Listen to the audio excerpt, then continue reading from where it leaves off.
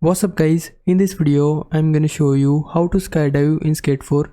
The process is pretty simple, but I wanna walk you through the details so it's easy to understand. Right now I'm standing on one of the tallest spots in the game. From here we are just going to jump off.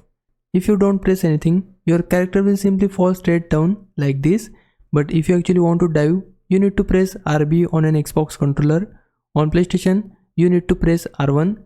That's what puts you into a proper dive instead of a free fall.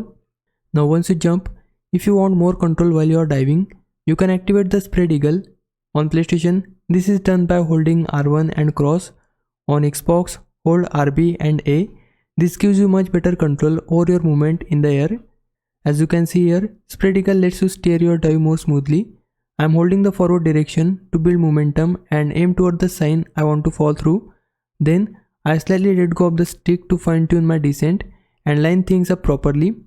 From there, it's all about controlling the fall and letting the character drop naturally. Once I'm ready to land, I need to press Y or triangle to transition back into skating.